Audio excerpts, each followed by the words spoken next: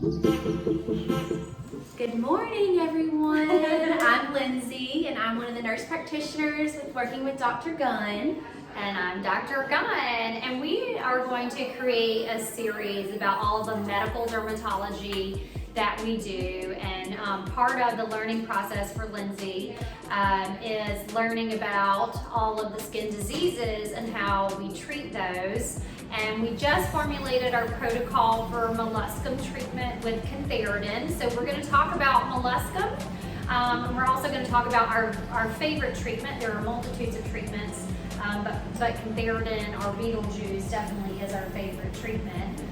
So molluscum is a virus, and it's related to the chickenpox virus, but unlike chickenpox where you get really sick for a week or two, molluscum are these little tiny bumps that kind of look like warts or little pink papules, or pink bumps that stay on the skin. And they can stay on the skin for a very long time. Actually, average is about a year, but we have seen kids that have had them on them for over 3 years. So we tend to not want to wait until the body naturally takes care of them, because like most viruses, the body will naturally take care of them.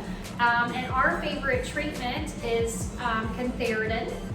So Cantharidin was first isolated by a French chemist in the 1800s. And Cantharidin also has a nickname, Beetlejuice, which comes from the Spanish fly.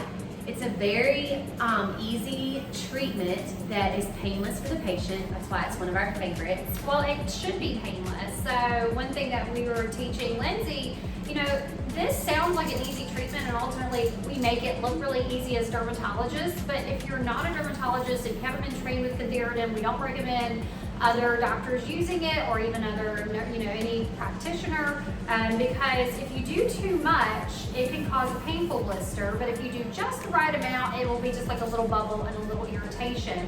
And I would say, even as a resident, Cantharidin was something that you had to work at being really good at, and we learn from our patients here. I keep telling Lindsay, I'm a better dermatologist than I was the day I became a board certified dermatologist 12 years out. And what I'm holding are these little tiny Q-tips that a dental assistant, she was one of my patients, and I was treating her son, and she showed me these little Q-tips the next time she came in. She's like, I saw you using like the side of an applicator, cotton tip applicator, and she's like, I think these are better. And she was so right. These things are amazing. And this is what we use to put the Cantharidin on a child.